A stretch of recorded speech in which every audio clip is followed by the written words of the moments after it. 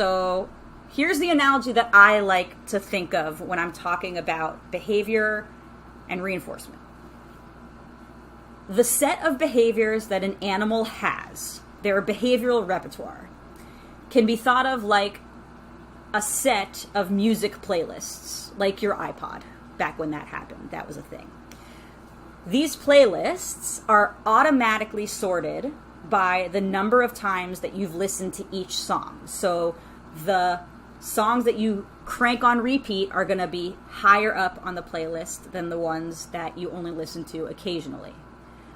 So you can think of those numbers of plays like the number of times the behavior in the playlist has been performed and reinforced. So that means they've done the behavior, that's the song. It has been followed up with something that the animal will work for, that they like. They are willing to behave to get it. That's going to add another tick onto that play count. So, there's a lot of things you can do with this playlist analogy. When we talk about behavior, it only happens in context. We behave because stuff is happening around us. So every animal, us included, has a general behavioral repertoire. You can think of this as like the all songs playlist. And then there's mini playlists that correspond to more specific contexts. So when a behavior happens and is reinforced, its reinforcement history, which you can also think of as its play count, increases both in the all songs playlist, in the general repertoire, and in the specific context in which it occurred. So we can think of the context something like, okay, when guests come, the animal's going to do certain behaviors. When the cat is in the cat tree, the dog might choose from a certain subset of all of the behaviors that it knows.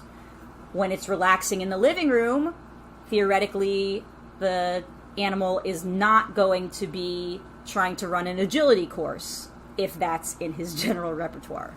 So there's all of these important subsets that are interrelated. So in a certain context, let's say when guests come, the animal will pull from its general behavioral repertoire, its general all songs playlist, and if that behavior is reinforced in that context, it is now added to that playlist at the bottom because it's new.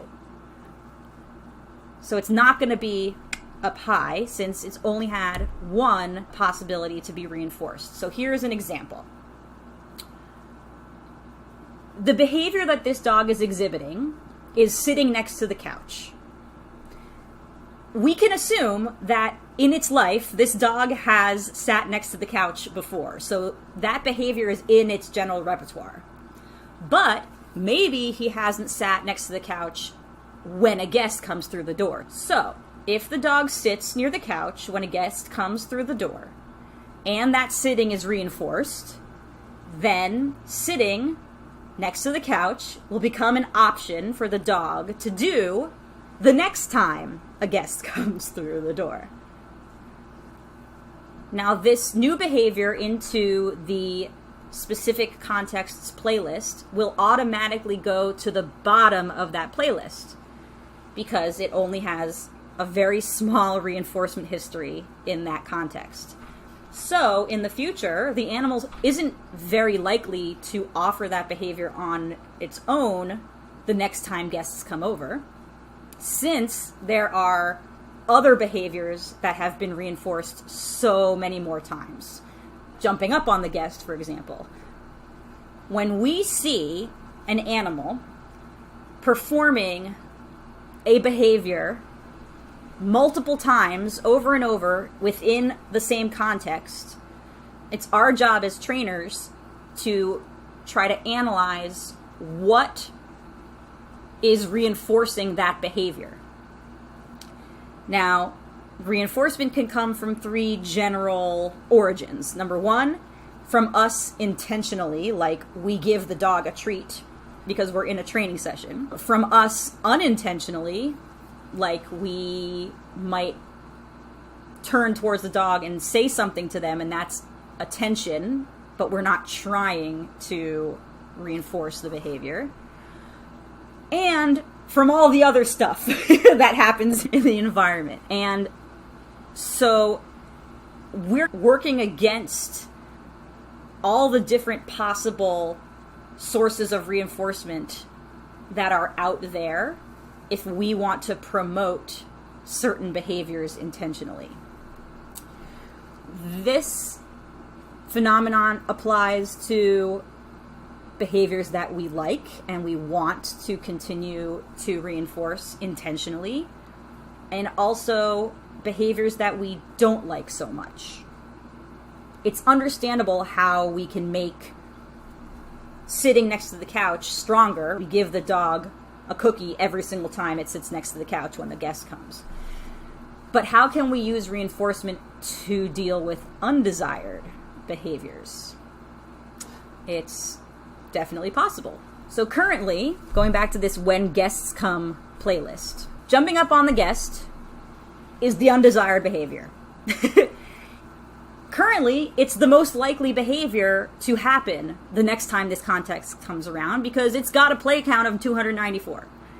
It's probably been reinforced by the guest accidentally petting the dog when it jumps up on them, or saying, "Hi, it's so nice to meet you. Oh, you're so cute." We've all seen that happen a million times, right? We don't want that to happen, but it does. And that's reinforcing the jumping up on the guest behavior every time it happens.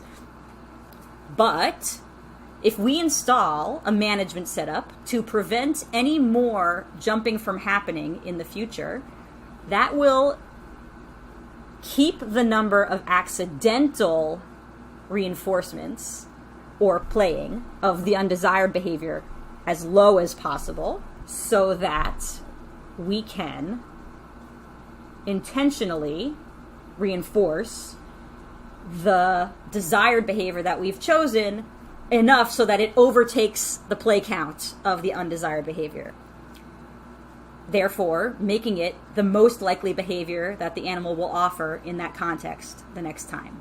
So we're trying to tamp down the accidental reinforcement of any behavior we don't want to see, and then we are piling on the reinforcement to the behavior that we would rather happen so that it creeps up the playlist and then becomes number one.